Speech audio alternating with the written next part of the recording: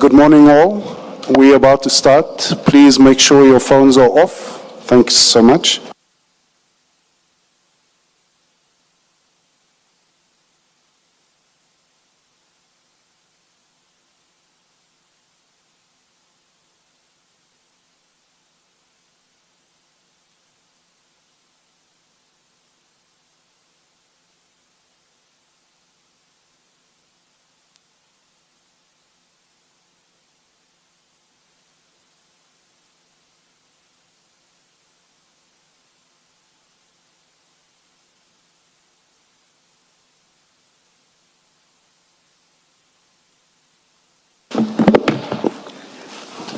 Yes.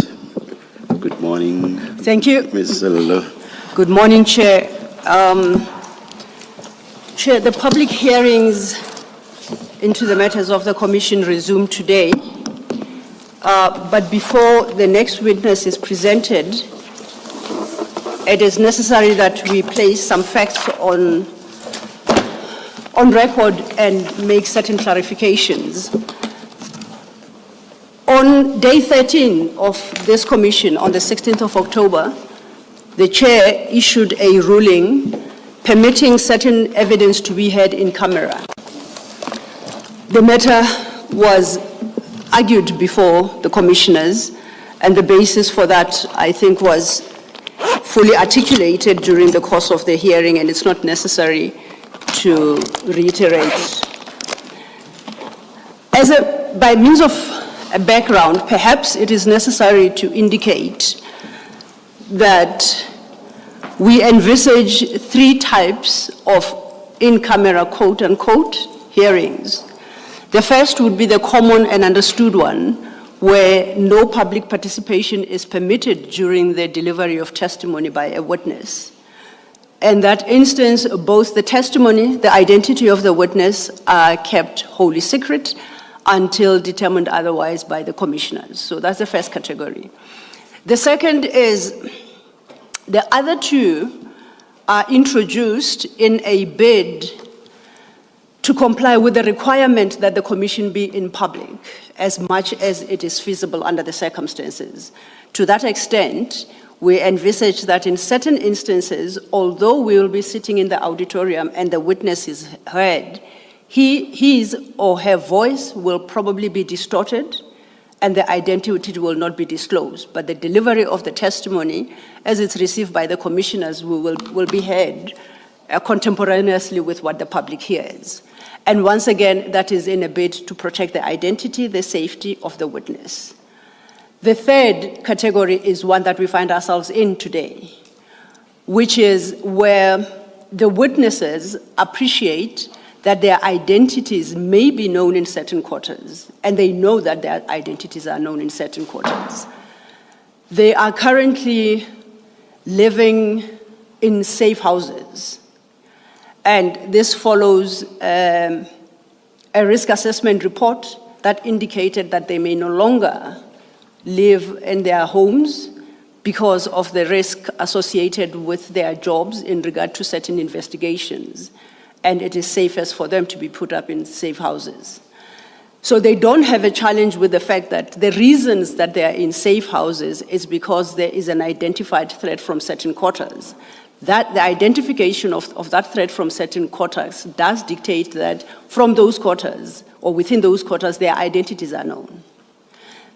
They would like to present their testimony to the commission in public. Hence, their testimony will be beamed into the auditorium and carried by the TV networks and radios.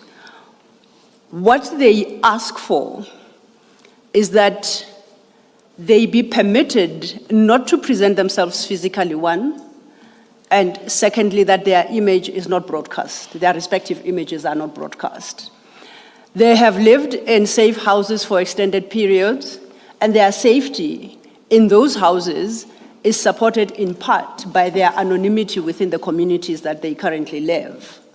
If their faces are broadcast, then that anonymity is lost, not only for continued living within their specific communities where these safe houses are, but they'll never be able to live comfortably in any other community and try and integrate and live as normal a life as possible. It is on that basis that they request that their images not be published and therefore not be projected on screen. Their voices, however, will remain normal. They will not be distorted. Their names will, for the moment, be withheld. They will be disclosed in the fullness of time.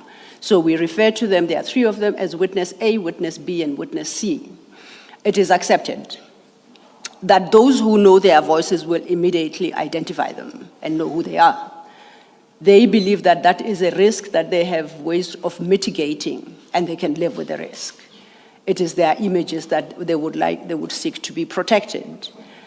So we appear before you here, and in terms of the ruling you made on the 16th of October 2025, with a slight amendment that in a bid to be as transparent as the Commission can potentially be, to share the testimony of its witnesses with the public, that we be permitted to run the testimonies of these witnesses in this auditorium with their voices heard, not distorted, but their images not projected. We did consider whether or not this mode would be prejudicial to the purpose and the terms of the Commission, and we conclude it is not, because their identities are irrelevant. What is relevant for purposes of public interest is the content of their testimony, and that will be heard in full.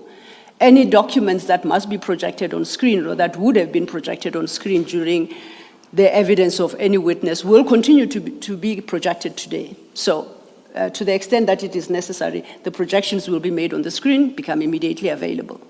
When each witness has finalized their testimony, both their statement and the transcript in relation to their testimony will become immediately available with the necessary reduction to withhold their names.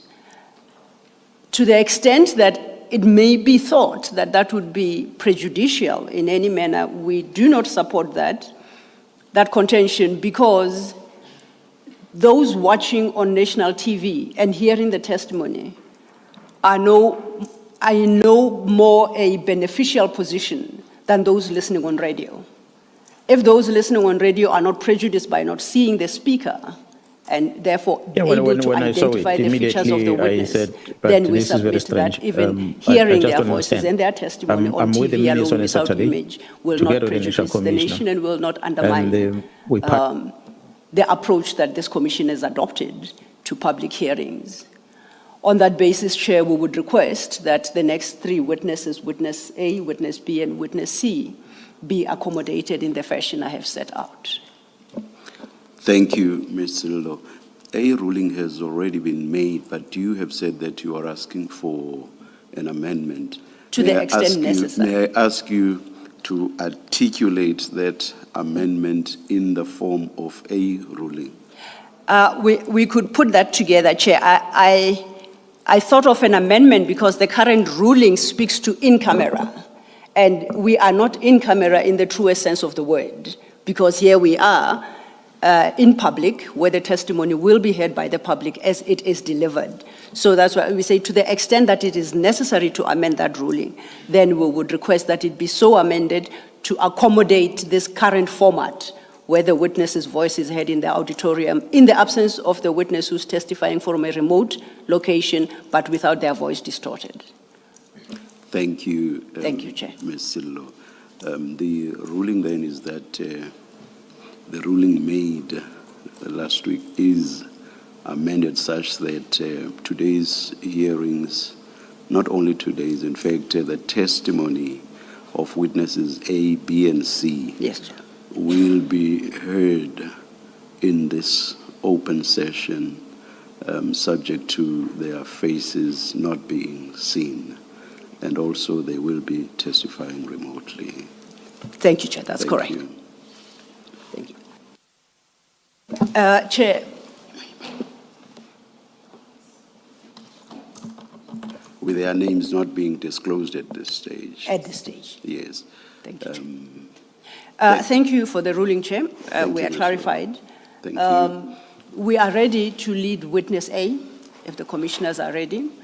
And witness A will soon, his voice will soon be beamed into the room, and he'll be led by Advocate Lee Sigal Ngube. Ready when you are, Chair. Thanks, Lee. We are ready when you are. Thank you, Ms. Lolo. We are ready when you are, Ms. Thank you, Chair. Siegels Ngube. Thank you, Chair. Thank you, Commissioners. Chair, the witness is witness A, and we have spoken to the witness. He will take the oath.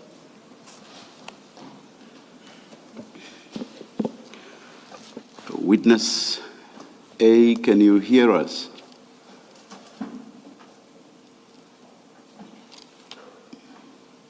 Yes, good morning, Commissioner. Good morning to you too. Will you affirm or take the oath? I will take the oath, Commissioner. Do you swear that the evidence you are going to give will be the truth, the whole truth, and nothing but the truth? If so, please raise your right hand and say, "So help me God." So help me God. Thank you. Thank you, Chair. Witness A, should be two bundles that you have with you. The first is a smaller bundle from page 1 to 57. Do you have that bundle with you? Yes, Commissioner, I have it. Just a minute. Is it not possible to up the volume a bit, please? Yes, we are trying to arrange for that, Chair.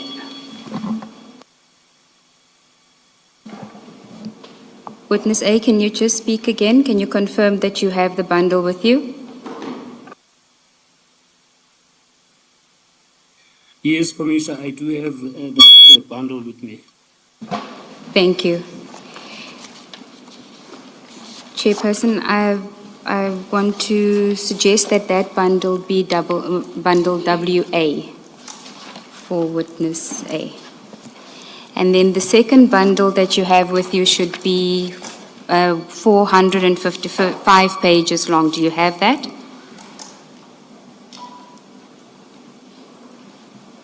That's correct. I also have that one as well. Thank you. Chairperson, if that bundle can be an exhibit, submitted as an exhibit, which is the Katiso Molefe bail exhibit, and it is exhibit CJC4.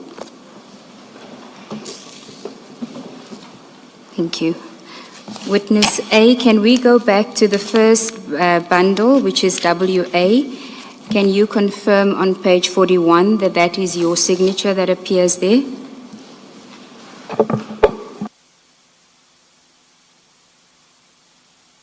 Correct, Commissioner. It is my signature that is appearing on page 41.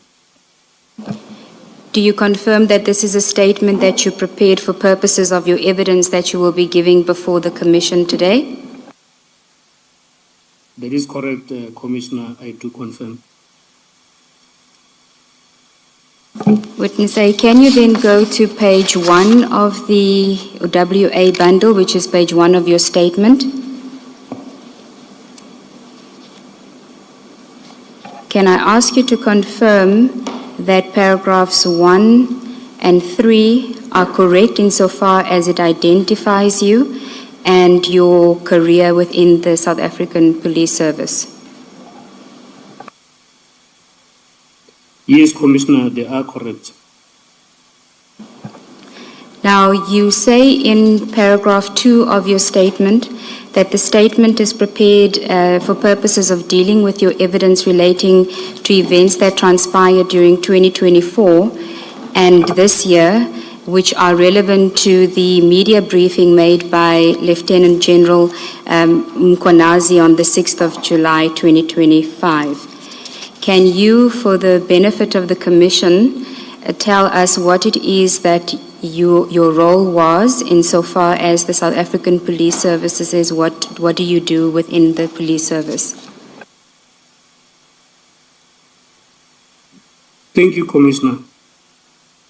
I will start by saying that I am an investigator within the SAPS, and I am currently based at Organized Crime, which is the unit that is mandated to investigate crimes that are understood to be of a certain nature, in a sense that they are sophisticated and they need a certain approach in a way that they are being committed by syndicate, the organized groups. Thank you, Commissioner. Thank you. You also say in paragraph 5 of your statement, where you deal with what you refer to as the Swart murder investigation, that you are one of the investigators in that case. Can you briefly tell the Commission what the Swart murder is? Ms. Siegel, perhaps we should place paragraph 3 on record. Just remember, I know what you're doing. The statement will be handed in, but we do have a transcript. And I think we should try as best as possible to put as much information in the transcript as is safe to do. Thank you, Commissioner. I did ask the witness to confirm the accuracy of paragraph 3 for now, insofar as it relates to his career. Do you just want me to briefly say that it does deal with his career within the police service? In that case, I have a question that relates to paragraph 3. The witness says that he was attached to a station and thereafter the 3O task team in Soweto. What exactly does the 3O refer to? Witness A, did you hear the question from the Chair? Yes, I got the question from the Chair, Commissioner. Can you answer the The question? TO task team is the team that is formed to work on the cases, specific cases that are classified as hijackings, house robberies around the area. Okay.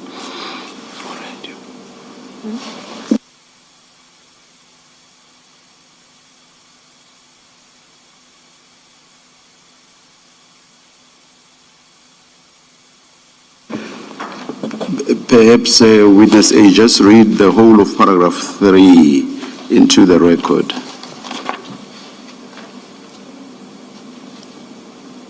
Yes, Commissioner.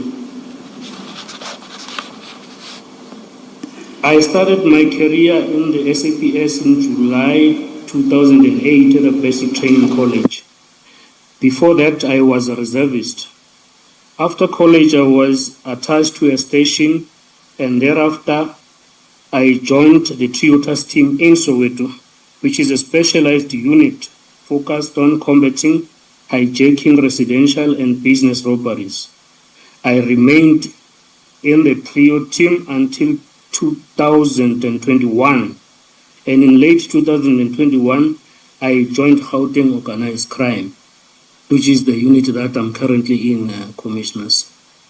And then in the next paragraph, paragraph 4, you say your subs 96 will be made available to the commission if necessary. What's the subs 96? The sub 96 is a document, Commissioner, that mentions what I've just said above.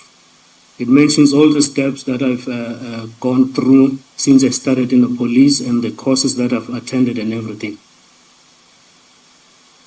So it's an internal subs document that approximates what one could call a resume or a CV, or not? That is correct, Commissioners. Thank you, Chair. Witness A, we are now at paragraph 5 of your statement where you deal with the Swart murder investigation, and you say that you were one of the investigating officers. I had asked you to just briefly tell us what the Swart murder was before we deal with your role as an investigator. Thank you, Commissioners. The Swart murder is referred, it is the murder that occurred in Vereeniging area on the 17th of April 2024. In brief, this is the case that occurred in the morning of the day that I've just mentioned, the 17th, where an individual was shot and killed at Vereeniging, and then the case was then given to us as a unit to investigate. Okay. You then mentioned that... Sorry, the individual being, the individual's name? The individual's name is Mr. Amart Swart. Thank you, Chair. You then deal in that paragraph, still on paragraph 5, but on the next page, you refer to many crime scenes related to this murder. Before we deal with the details of the scenes, could you just list the scenes and explain to us why there are 4 scenes that you reference in there? Yes, thank you, Commissioner. This Vereeniging murder was registered as Vereeniging case 275 of 4/2021, and it is referred to as a main case, and it has got another 3 cases that I would say are consolidated to it or joined under it. And then I will go on and say, as this murder occurred, it was also learned that there were other cases that were connected to it in such a way that the people that murdered Mr. Swart and Vereeniging were arrested at a different area, which is now Bramley, in Johannesburg. And then there was a docket that was registered there, and it was referenced as a Bramley case 149 of 4/2024.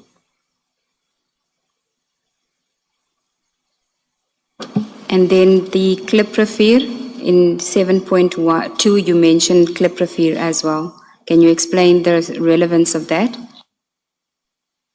Yes, Commissioner, and there was also another case that was that would later be joined to Vereeniging as well as referenced as cloprophyr case 77/4/224. Here is a person that was arrested. Sorry, not 224, 2024. 2024. Sorry, Commissioner. Thank you for correction, Commissioner. You may On proceed. this case, on this case, there is a person that was arrested in Kliprefir and he was later connected to murder. And then this docket was opened because he was found with a firearm and ammunition at that area. Then it was registered under Kliprefir area and given that number. Under paragraph 7.1, which you have dealt with already, you refer to a street in Bramley and a house in Kew. Is there a reason for saying a house without giving the street address? Yes, Commissioner, there is a reason to that because that house belongs to the suspect that was arrested in Bramley. And then the reason for not giving the address is because that there is his family that is staying there that can be compromised if maybe this address can be given in public. Thank you, Witness A. And then if you can tell us about 7.3, the Vereniging Office Park.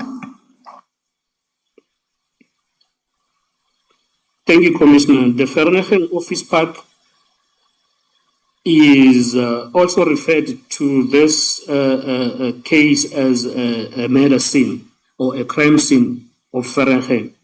That is where the murder of Mr. Amar Swat occurred. Okay, thank you. Witness A, at paragraph 8, you say you'll deal with each scene, and we'll get to that. At paragraph 9, you speak about your role in the investigation and that there is another witness, Witness B, who is best placed to deal with other events. Can you tell us why that is? That is correct, Commissioner. Witness B is going to come after me and deal with this case in details because at some time I was committed to other cases when we started with this investigation. So I will be doing this case and also attending other cases on the side. And then she was fully committed on this one from the word go to this day. Thank you. If we can then go to page 3 of your statement where you then start with the Swart murder again at paragraph 10. And you don't need to repeat that because you've already dealt with the description of the murder. But if you can just tell us how you got involved in the investigation of the murder. Thank you, Commissioner. On the 17th of April, 2024, I was on duty when I received a call from one of my colleagues that told us that he has gotten an instruction from our commander, Brigadier Khopane, that we must attend to a crime scene that was active in Bramley. And at that time, we didn't know what this crime scene was all about. And then I did ask him on the phone to give me more details about the crime scene that we were instructed to attend. And then his response was that he does not have full details. He's just given instruction that we must go to that crime scene at the address that was given to us at a time, and we will be briefed as we get to the crime scene. Can I ask you, Witness A, approximately what time would this have been?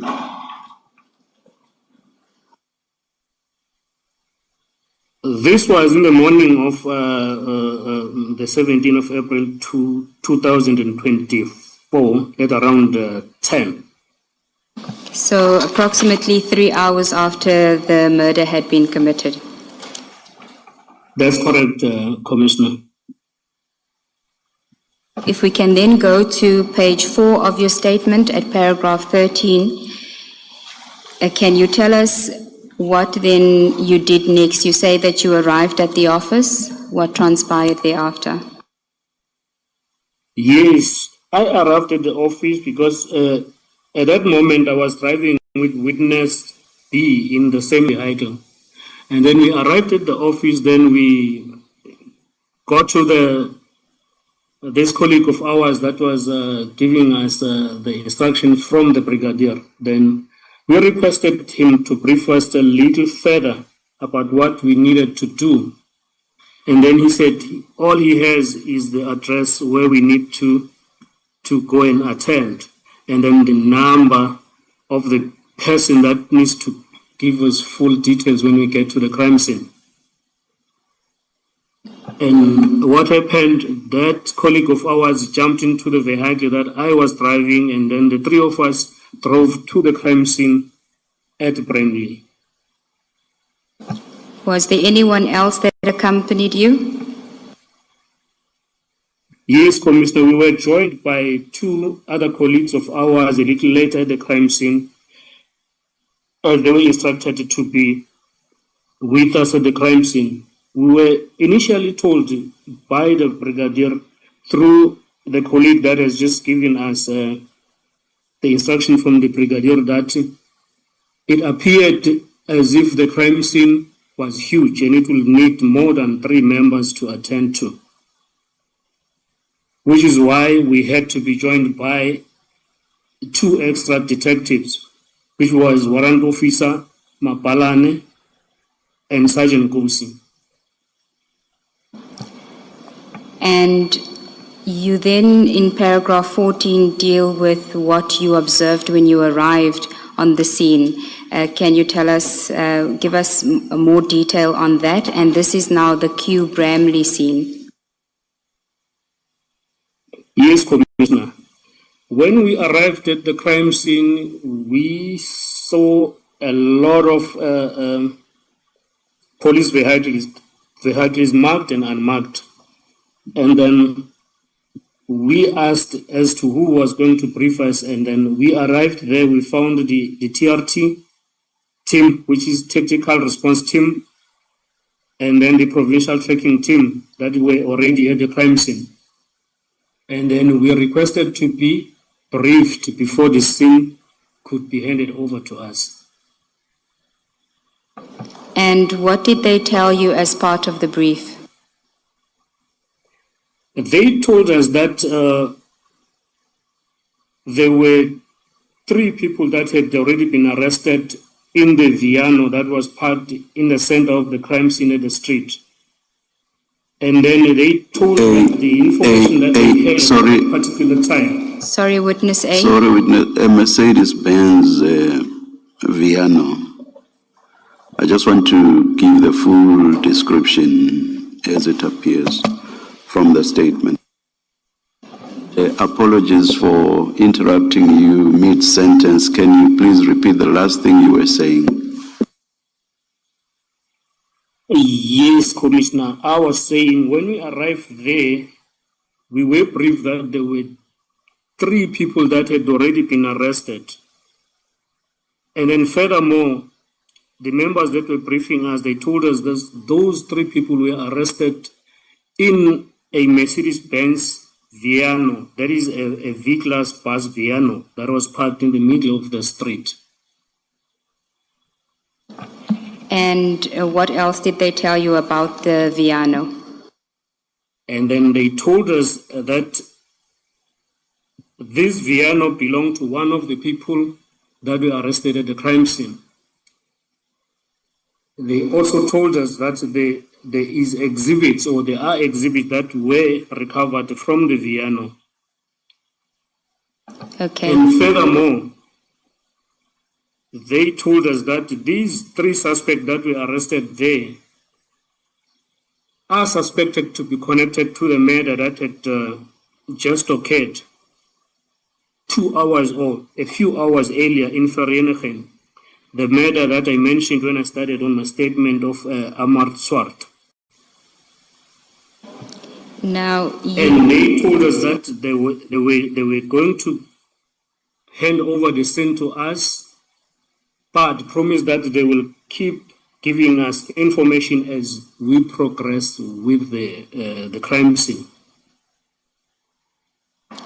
Okay, in paragraph 15 of your statement, you deal with interviews with the suspects.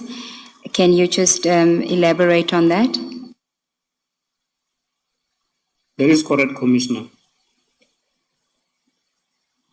We started interviewing the suspect individually, and then we found that one of them was a police officer that was stationed at Johannesburg Central under Detective Branch. And then he introduced himself to us as Michael Puletau.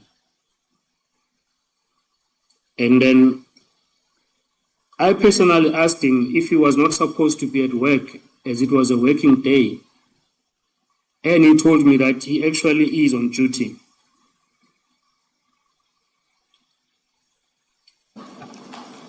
Continue. And the second suspect that was arrested with him introduced himself as Musakikane of Q, the house that I didn't give address to.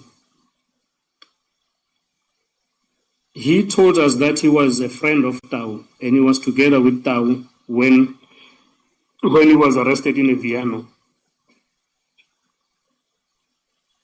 And the third person that I will not name because he was not charged, he was released because we could not link him to the murder or any other crime that happened on that day. But he was arrested on that day because he was found with them. We had to ask him questions and see if he was connected to the crimes. But he did give his names to us. And what did he say? What reason did he give for why he was with Tau and Kekana? He told us that he knows Musa Kekana. Then he told us that Musa Kekana had just called him as he was coming to him, and then he said he needs a rim, the rim of a Mercedes-Benz. He told him that one of his friends was stuck in Vereeniging site in the Val, Kliprivier, with the Mercedes-Benz that had a damaged rim. Therefore, they wanted the rim from him to go back to the Val to assist him. And then insofar as the Viano is concerned, you said earlier you were briefed by the team that was on site that Tau, one of the suspects, was the owner of the Viano. Did one of the suspects take ownership of the Viano? Yes, Tau did agree that the Viano is his. Okay. But he then told us that he was not driving it at the time when they were arrested. Musa was the driver. Okay. In paragraph 16, you continue with what was observed on the scene, but you mention specifically items that were found at the scene. Can you deal with that? That is correct, Commissioners. When we got there, we found that there were recoveries that were found in the Viano.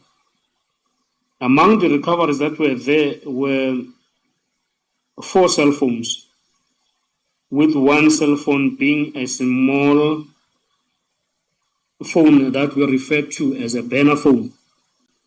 Can In the you, sense that please continue. I wanted to ask what a burner phone is. we refer to it, Commissioner, as a burner phone in a sense that it does not have internet capabilities. It does not have, it's those small phones that you do not have internet capabilities on. Usually in the line of work that I'm in, we find suspects that they will have their smartphone, which is their personal phone, and they will use this so-called burner phone, which does not have the internet capabilities, with a belief that when they use it, it's not easy for them to be traced. I thought, So it is usually referred to as a burner phone. I thought this related to the phone not having been registered properly. The verb used colloquially being that it has not been recorded. So a banner phone has nothing to do with it. I won't be technical about it, Commissioner. I'm just saying it the way we understand it in the line of work that I do. Thank you, Witness A. Insofar as the burner phone is concerned, did anyone claim ownership of the burner phone? No, Commissioners, no one of them wanted to claim ownership of the phone. And insofar as the other 3 phones that you found on the scene, what were you told about that?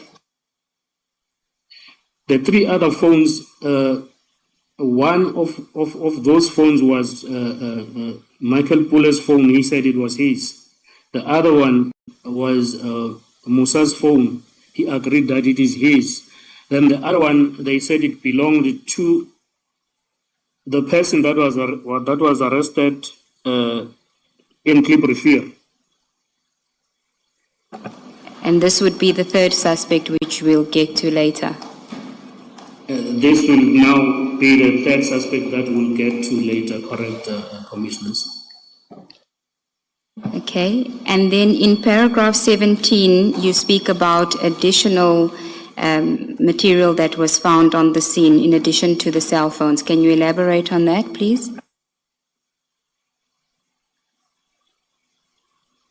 Yes, Commissioners. There was also a rim of a Mercedes-Benz that was also found in the Viano. And then when the suspects were asked about it, they said it belonged to the person that we didn't arrest.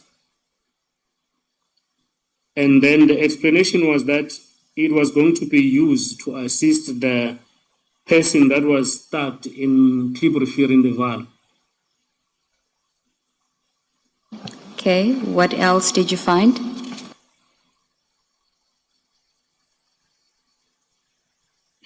And then we also recovered 15 used cartridges of a rifle that were in a plastic bag, a transparent plastic bag, also in the vehicle. Now, in your statement, you referred to these 15 cartridges as the infamous 15 cartridges. Why do you call it that? Yes, Commissioners, these 15 cartridges were then later going to assist us to link this suspect to the murder scene in Vereeniging or to the firearms that would later be found in the house in the crime scene that is also in Brandley, at a house that I didn't give address of. Okay, and in addition to the cartridges, did you find any firearms? Before you step off the cartridges, is it normal to find a collection of empty cartridges like this? No, Commissioner, it is very abnormal, to the extent that we did ask the owner of the vehicle as to why these cartridges were carried around like the way they were. And his explanation was that they belong to his brother, who is a professional hunter, a sports, he gave a term, he said he's a professional, he belonged to a club that do sport hunting. Then we asked him, why do you carry them around? Then he said he was using the vehicle a previous day, then he forgot them in a car. But did they explain, or did he explain why the brother would have collected these and placed them in a plastic bag? No, Commissioner, he failed to explain that part of the question because we did ask him he failed. He totally failed.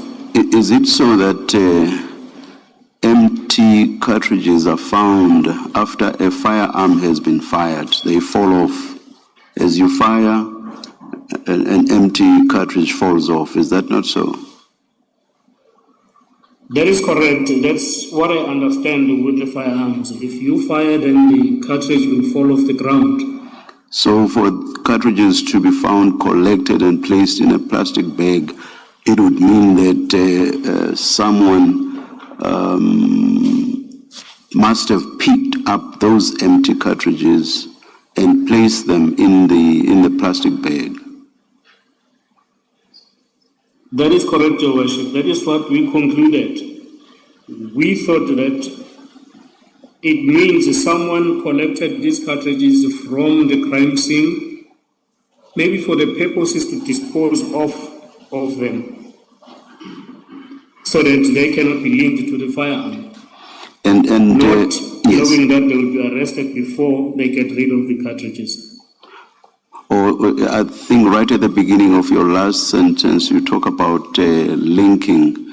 So does it mean that from an empty cartridge, you are able to tell what firearm was used to fire or to shoot?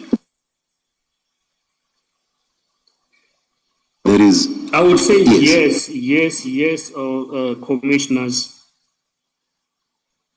It will be, it is like that. You get the firearm, and then you get the cartridge, and then you can compare to say this cartridge was fired from this firearm. So you must have both. You must have a firearm and you must have the empty cartridge. That will be a technical question to answer. All right, all right. But for us, it is very good if you have them both. Yes. Sometimes you can only find the firearm, you take it to ballistics. If you like it, they will tell you that the other crime scene has got the empty cartridge that is connected to your firearm. Then they do a linkage. And then you can do, maybe you get a cartridge without a firearm, then they connect it vice versa. So with us, it was good because we got the cartridge and the firearm. So I think it was easy for someone who was going to do the linkages in that sense. Thank you. Thank you, Commissioner. Witness A, you say in your statement that the cartridges likely would not have been found had the team not apprehended the suspects that day. Is that what you were referring to earlier? That's correct, Commissioners. That's what we thought as a team to say. These cartridges were going to be disposed of before we arrest the people. Okay. I had asked you find the empty cartridges, but did you find any firearms on the suspects? Yes, Commissioner. There was one firearm that was found inside the Viano in a sling bag, and then it belonged to Michael Puletau. He told us that was his firearm, a licensed firearm, a private licensed firearm. And what type of firearm was it?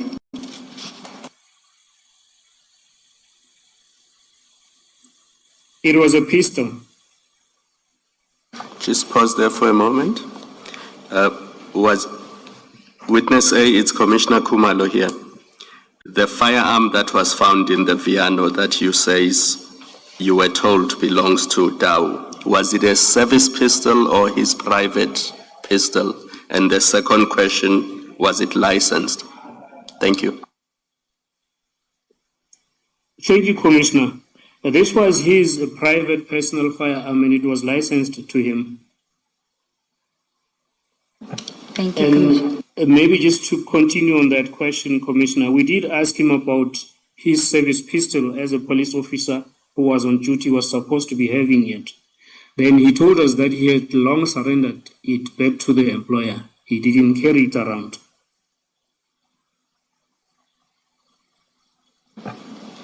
Thank you. You then also speak about a license plate that was found. Can you elaborate? Yes, Commissioner.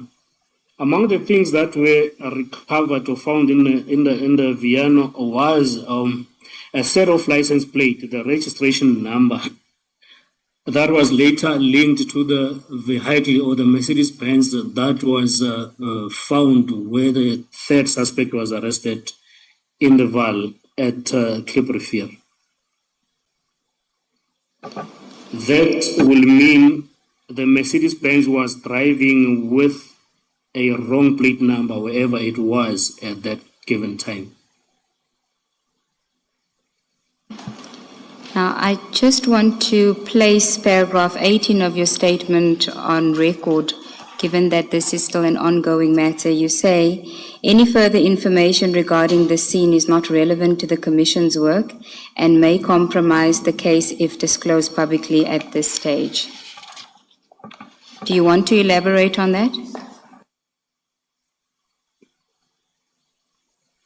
Yes, Commissioners, because more of information is the details that I think might compromise the case as the case is at a critical stage at courts.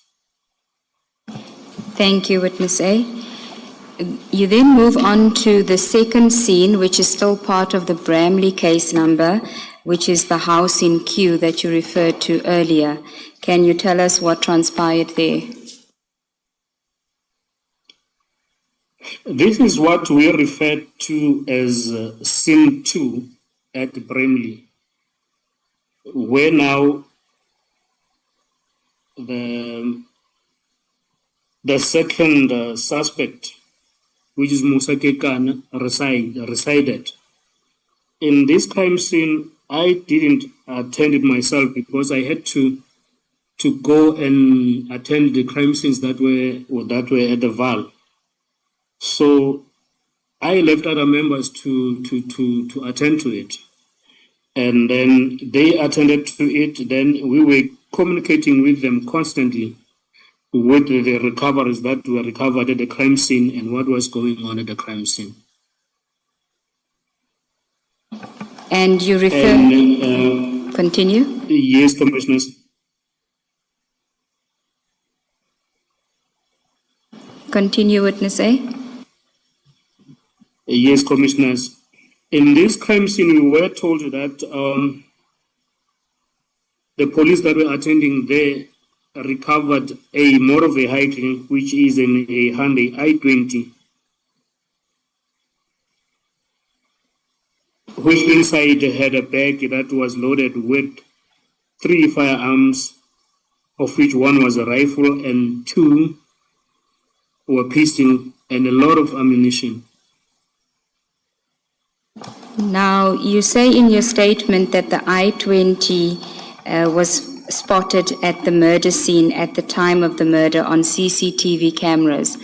When were you informed of that? That is correct, Commissioners. As I said, that we were briefed continuously as we were at the scene.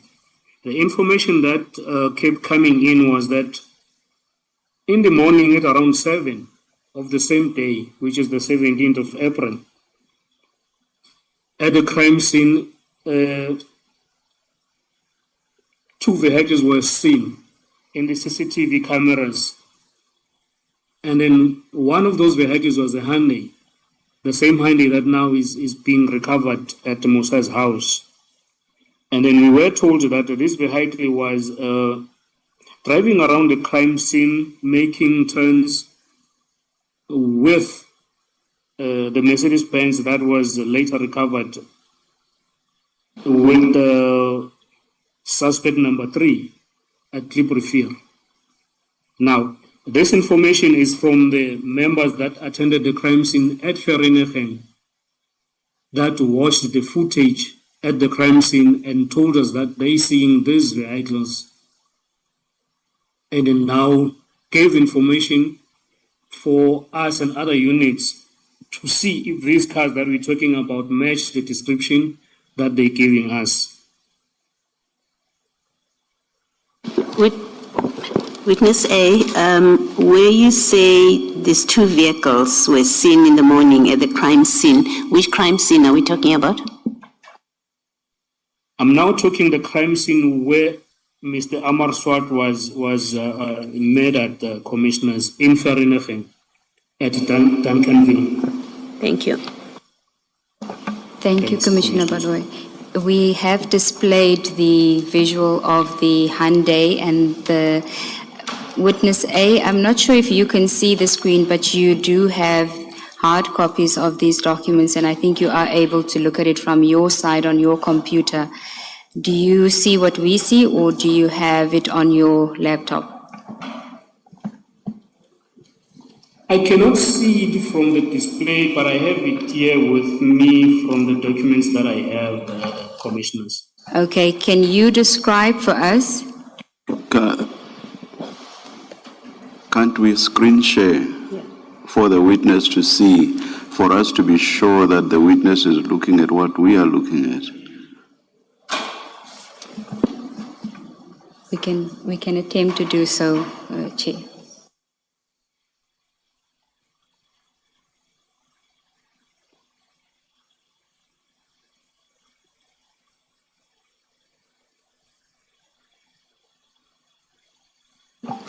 Witness A? Just Yes, Commissioners. While they are busy sorting out the visuals, when you talk about a Mercedes-Benz, just be clear because evidence is being transcribed. There's a Mercedes-Benz Viano and a Mercedes-Benz C200. So when you refer to a Mercedes-Benz, please just clarify which one you are referring to. Thank you, Commissioner. In this instance, I refer to a Mercedes-Benz C200, which is a sedan. Just a minute. I saw on my screen a whole lot of documents, and I'm not sure how safe that is. We have redacted the necessary information, Chair. So when I see all of those documents, I should not be worried. No, Chair, not at all. It is just a description of what is shown in the photo, and the relevant personal information has been redacted. All right, thank you then. Are we still trying? Yes, Chair.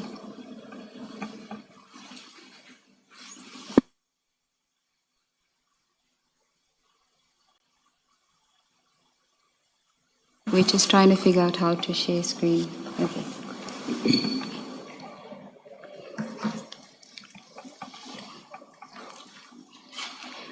Witness A, are you able to see the screen? Yes, Commissioners, I can see the screen clearly. Okay. Can you tell us what we're looking at here?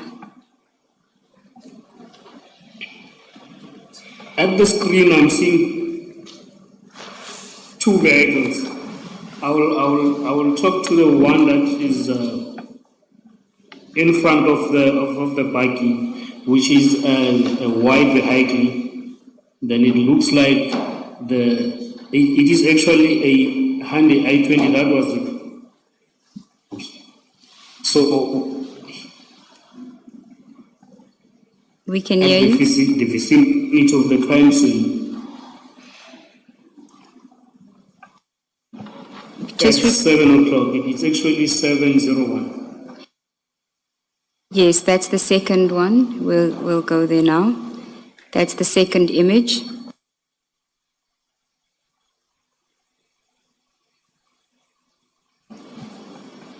Can you hear us, Witness A? And in the second image, it is the same. Sorry, Commissioners. Please proceed.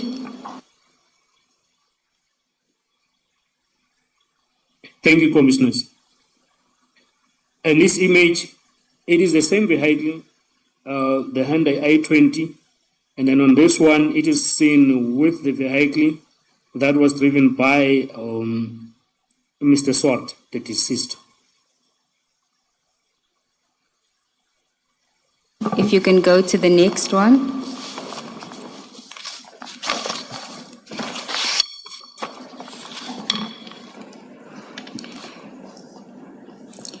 Yes, Commissioners, the next one is now the vehicle of the deceased standing right in front of the gate of where he was working, and then we're seeing the Hyundai i20 standing next to it.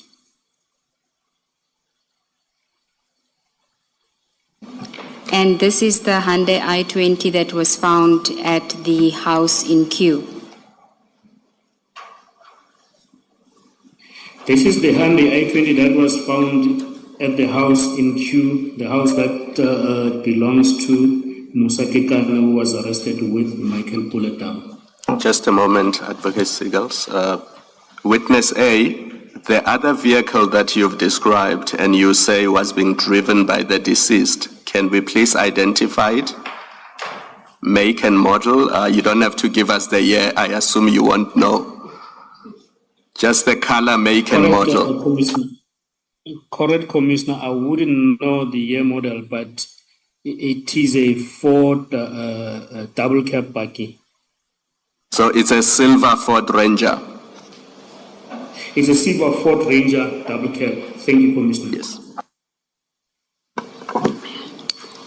Witness XA, rather, if you would just go back to the very first shot, Ms. Siegels. Yes. You've got two vehicles there. There's the white one, which I think you've identified as the Hyundai i20. Is your evidence that the silver vehicle that we see there is the vehicle driven by Mr. Swart? Correct, Commissioner. It is. Okay, let's go to the second shot. And you say that yellow circle there, it's that Hyundai now in the middle of the road. And perhaps for the record, we should describe where it is. In the first shot, the vehicle is on the side of the road. Is that correct? In the very first shot? That is correct, Commissioner. Now, in the second shot, there's a white vehicle circled in the middle of the road. You're saying it's the same vehicle, the i20 Hyundai. This is the same vehicle. And the one in front, you say that's Mr. Swart. That is correct, Commissioner. Let's go to the third shot. Now, in fact, in the shot just above, Ms. Siegel, there are two shots in the picture. The first one now shows the white vehicle almost abreast with the silver vehicle, both facing in the same direction. Is that the same vehicle that was in the middle of the road in the previous shot? Is that your evidence? That is correct, Commissioner. All right. Now, and that is still the Hyundai. Now, in the second shot of what we are looking at, there are in fact two vehicles, white vehicles, and none of them is facing the same direction as the silver vehicle. Can you just explain that for the record? What are we seeing on the record?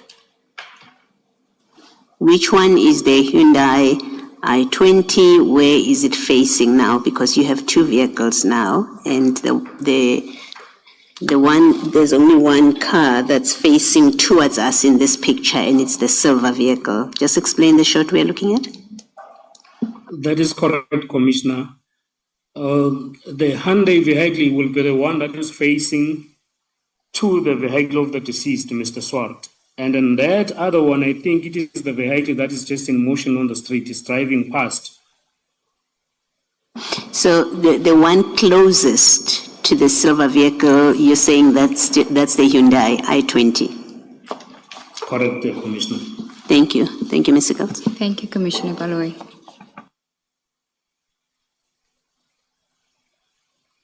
Before we leave the photos, I see that above the top photo, there is commentary. I'm not sure if this witness is going to be giving evidence on that commentary or if it's for somebody else. No, it's not for this witness. Thank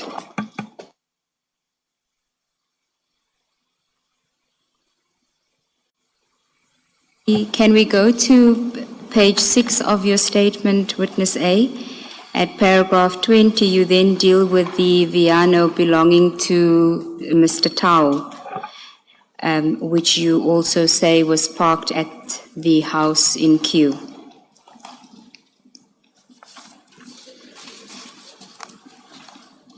That's correct, Commissioner. This Viano that belongs to Tau was parked at Q during the commission of crime. Q, which is the house of Musa Kekana. In your statement, you are not as categorical as you are now. You say it appears that the Viano belonging to Tau was initially parked at Kekana's house. Do you want to explain the difference in how you phrase this? Yes, Commissioner. I think that is just the wording. The fact is that it was parked there because when the I-20 drove back from Vereeniging, it was actually surveyed and followed by the people that are working with the police, and it was seen entering the house that belongs to Musa, and then the Viano drove out of the house.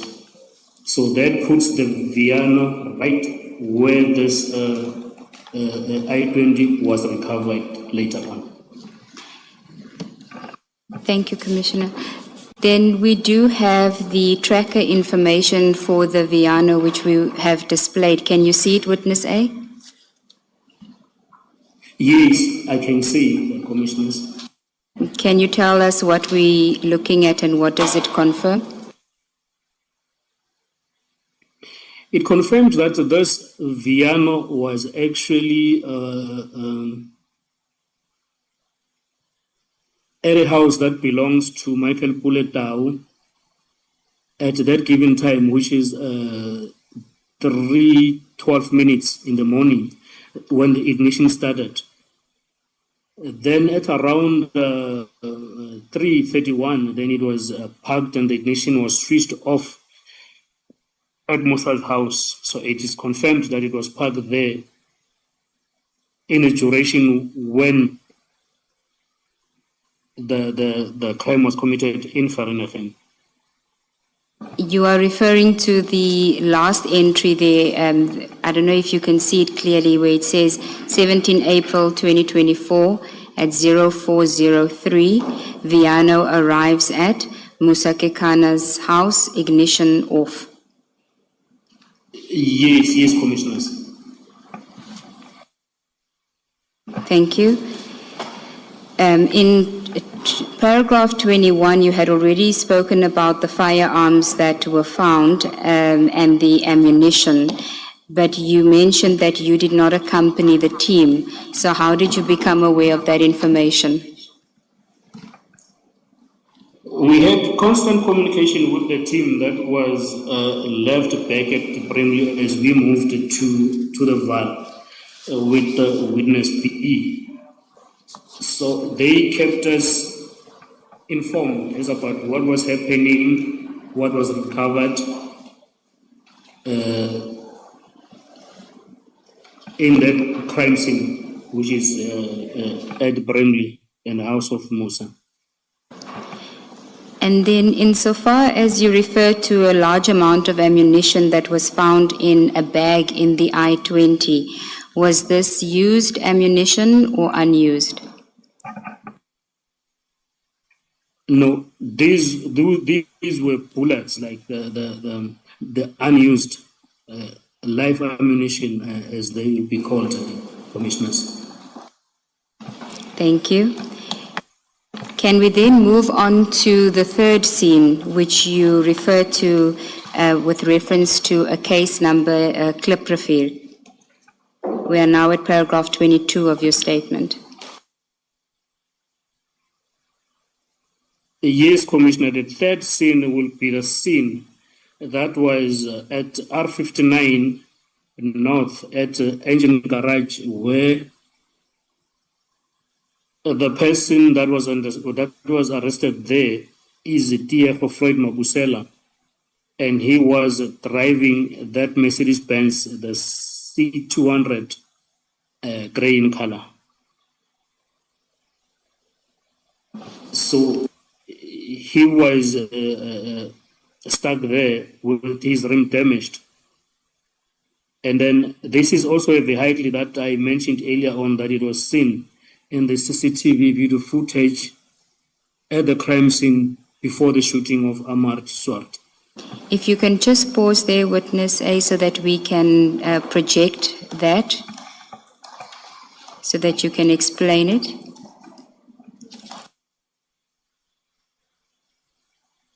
Yes, Commissioners. Can you see the screen? You can see the screen, yes. Okay, please proceed. As I was saying, Commissioners, this was seen in the morning driving around the crime scene together with the I-20 that I spoke about in the previous paragraphs. And it was now found at the garage in R59 in Klibrifir area with the person that was arrested there, who was later known to us as Tiego Floyd Denny Mabusela.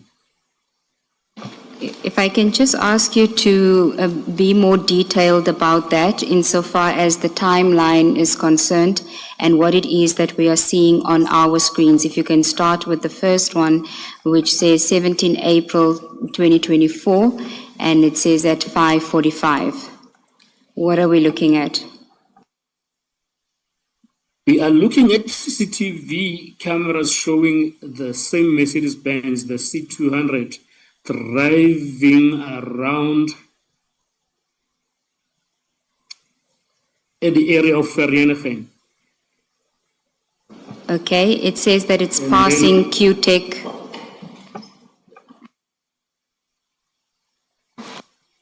Yes, Commissioners. Q-Tech is in Vereeniging, and in Q-Tech is our crime scene. So it is picked up. Sorry, witness A, I apologize for interrupting you. Perhaps what the witness should do, Ms. Siegels, is read the captions there into the record. Thank you for the direction, Commissioner Baloyi. Did you hear that, witness A? Could you read it into the record for us, the description? Yes. You can start with the first entry at 5:45. Apologies. Yes, 17 April 2024, 5:45. CCTV camera shows a silver Mercedes C-Class driving past Q-Tech towards Woodcop Road. It turns right onto Woodcop, then it's giving us DVR time. You can just read it to explain the difference between the time that the actual footage is and displays and the time of the caption, because there's a time difference. So just read that into the record as well.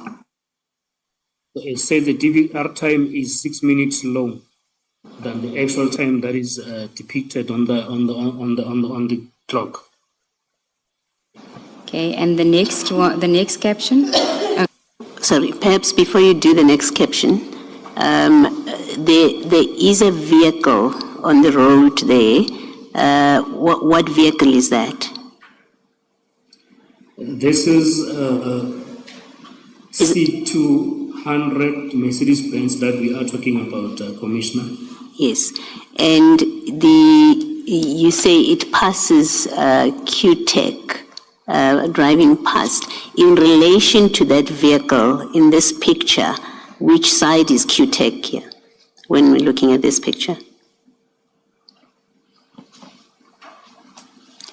As far as I understand the picture and understand the crime scene as I know it, the company or the Q-Tech will be at the back of the vehicle on the left side. Okay, thank you. Thank you, Commissioner Baloyi. Witness A, you can continue with the second caption. Then the second caption is gives the same date. The time will be 5:53. It shows a silver Mercedes-Benz class driving towards QTech from left of Woodcock Road. DVR time is 6 minutes long, meaning now it is driving to the opposite direction in comparison to the first footage that we were given above, which will technically mean it is coming back towards the QTech. Okay, before you deal with the next one, what is it that you call this? What activity is this? We call this, in a terminology that is called scouting or surveillance. Looking for the crime scene, looking for the dangers, maybe spotting the suspect, or even maybe looking for anything that could disturb you when you're committing the crime. Thank you. Then we'll go on to the next one.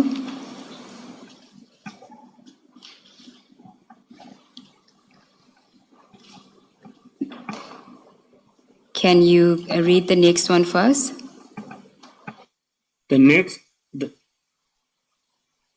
Thank you, Commissioner.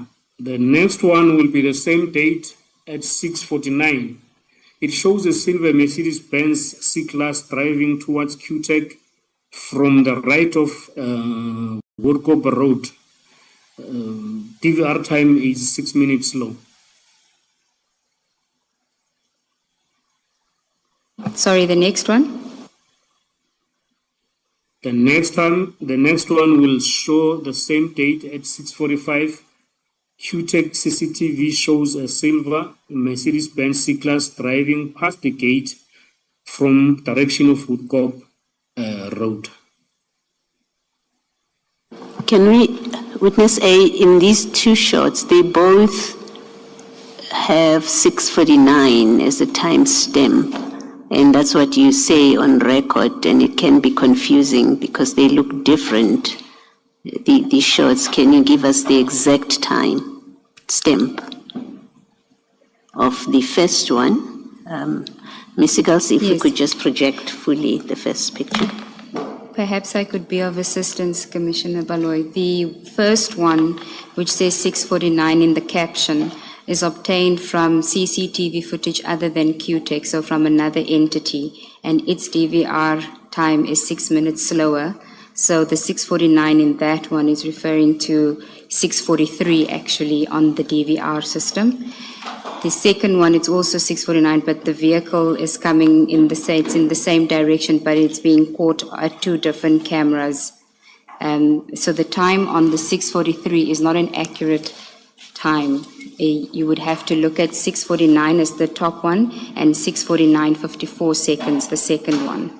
So it's within less than a minute of each other. Yes, I think what I wanted to clear on the record is these are two different shots. They are not same shots, different angles or anything. Correct. They're coming from two different cameras. The one is coming from a different entity, CCTV footage, and the second one is coming from QTech. That is why on the caption of the first one, you'll see it's been redacted. It's a redaction to show where it came from. It just says shows a silver Merc, whereas the second one, it will say QTech CCTV shows, so as not to identify the source of the first. Okay. Just lastly, there's two timestamps. The first one, and perhaps to distinguish them, we should be referring to those, because in the first shot, in the body of the shot itself, you have 06:43:48, and in the second shot, you have 06:49:54. Is that not a distinguishing? Correct. Yes, you can.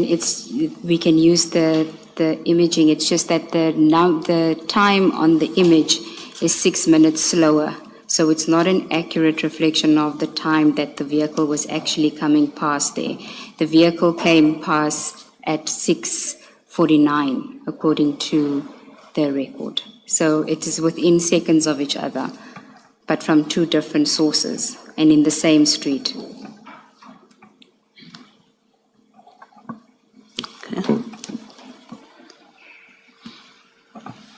Witness All A. right, perhaps what we should do then is let's properly record, let the witness explain it. Let's record the evidence, the witness's Thank you. explanation of these two shots and any differences in them.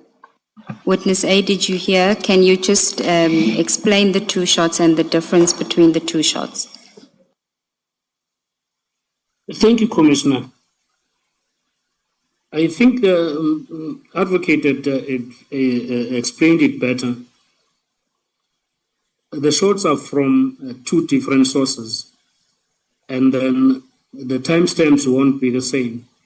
So for the purposes of record, I will read the first one as 6:43:84 seconds from a different source, from a different camera. Then the bottom one will be read as 6:49:54 seconds from QTech CCTV camera as a source. Thank you. Thank you. Thank you, Commissioner Baloy. And then if we can go to the last two images, insofar as the C200 is concerned.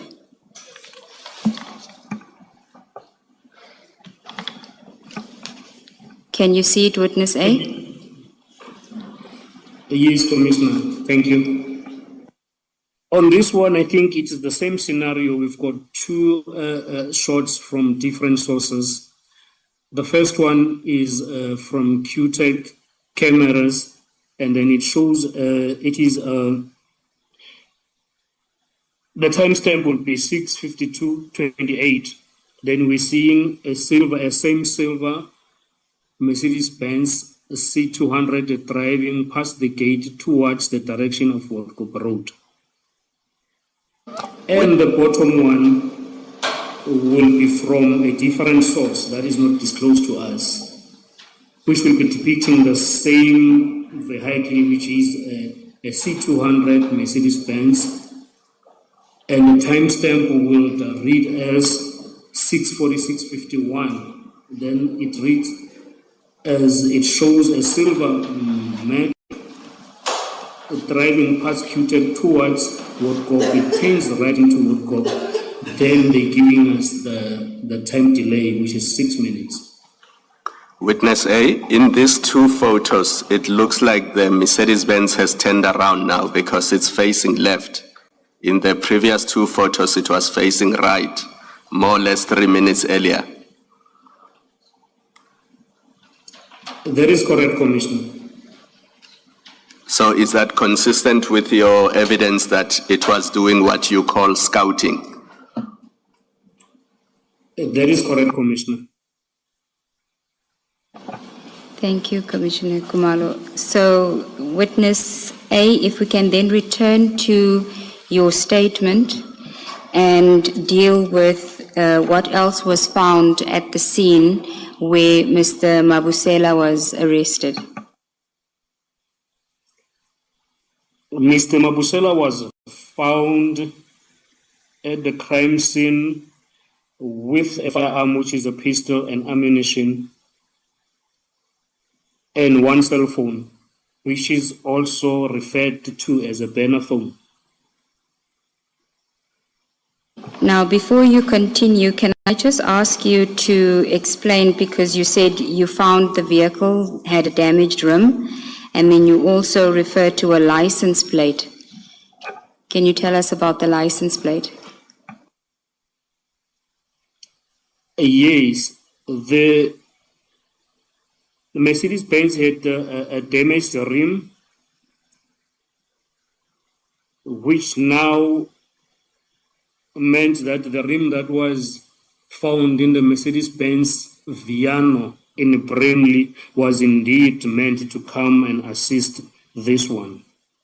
And then when the police checked the license plate on the disc, they found that the registration numbers that was recovered in the Mercedes-Benz Viano at QTech actually was the correct registration number for Mercedes-Benz C200 that was found in Clipperfield. If I can just understand what you're saying that the license plate for the C200 that's registered to the owner of the C200 was found in the Viano. That is correct, Commissioners. And then what license plate was found on the C200 in Vereniging? Oh, the license plate that was found there, it is a license plate that did not belong to the Mercedes-Benz. It was a wrong plate. It was fitted with a wrong plate number. So the plate was actually on the vehicle. It wasn't in the vehicle. It was actually on the vehicle. It was on the vehicle, like the front and back one, as it normally would be. In your experience as an investigator, what would the reason for that be? Why would there be a fake plate on the C200 when that vehicle does have legitimate plates? This would mean that because maybe if I can just, for the purposes of record, this vehicle belonged to the daughter of Mabusela. So using the wrong plate number would assist him not to be linked to the crime scene because it was picked up at the CCTV cameras with this registration number that was wrong. So I think the aim of putting the wrong plate number was for him not to be linked to the crime of murder in Vereniging. Thank you. You may continue with what was found. You mentioned the burner cell phone. Before you do that, Witness A, you have given us the exact detail of scene 1 and scene 2, where exactly they were geographically. This third scene where Mr. Mabusela was found and arrested, where was it? It was an engine garage in Clipperfield, northbound. This is in Vereniging. This is in Clipperfield on the way from Vereniging. Thank you. It was just outside Vereniging. Thank you, Ms. Sigals. Thank you. Witness A, let's get it right. The engine garage in R59 is between Alberton and Vanderbijl Park, I think. So it's halfway between Alberton and Vanderbijl Park. But when you travel to Vereniging using the R59, you would go past that engine garage. Is that correct, more or less? That is correct, Commissioners. Thank you for the clarity, Commissioner Kumalo. You may continue, Witness A, with your regarding the burner cell phone. Yes. So what was recovered on this suspect who is now Floyd Diego Mabusela was this burner cell phone and the firearm of which he was arrested for initially. And then these two were booked into the dating as exhibits. And then this cell phone was later going to assist the investigation to link this suspect who is Floyd Mabusela with the other burner phone that was recovered in the first scene at Bramley through communication. So this is the investigation that was carried on in a week that followed. When you say in communication that the two burner phones were in communication with each other, at what point? When was this? And these two phones we found to have been communicating during the commission of crime and after the crime has been committed in Vereeniging. So the conclusion from the investigating team was that these two phones were utilized or they were bought for the main purpose of communication between these two vehicles at the crime scene and maybe coordinating their movement from the crime scene. If I recall correctly, you said that Mr. Mabusela's smartphone was found with the other two suspects at the Q Bramley scene. Is that correct? That is correct, Commissioners. Okay. Jay, I see that it's 10:58 and I'm moving on to the next scene. Should we adjourn for tea and then I can continue? Let us adjourn and resume at 11:15.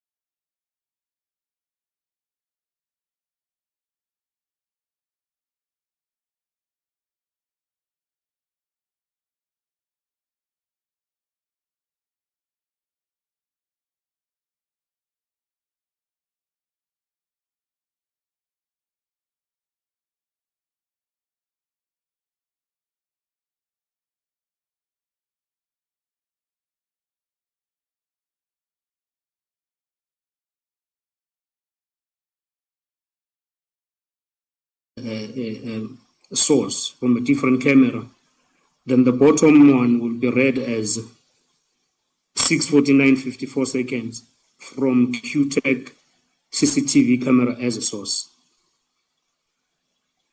Thank you. Thank you. Thank you, Commissioner Baloy. And then if we can go to the last two images, insofar as the C200 is concerned.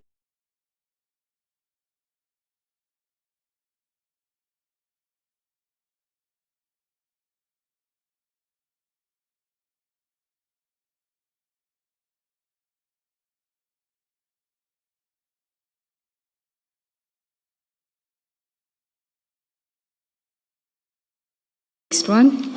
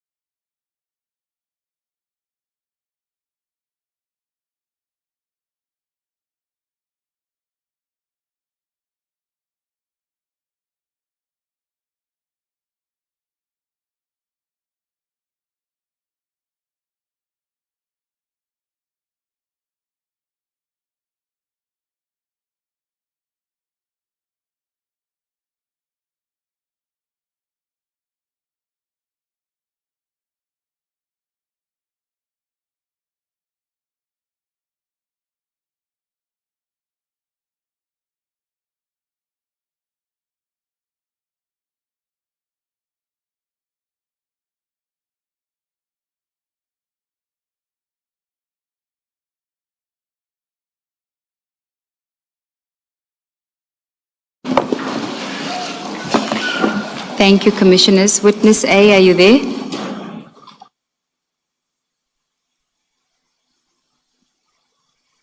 Yes, Commissioners, I'm here.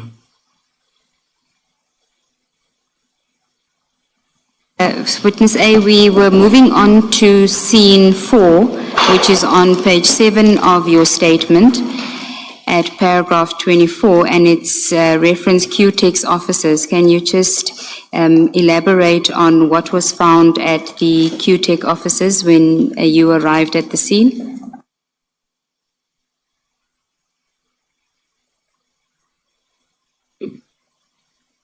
Yes, Commissioners. This scene is, I will refer to it as a murder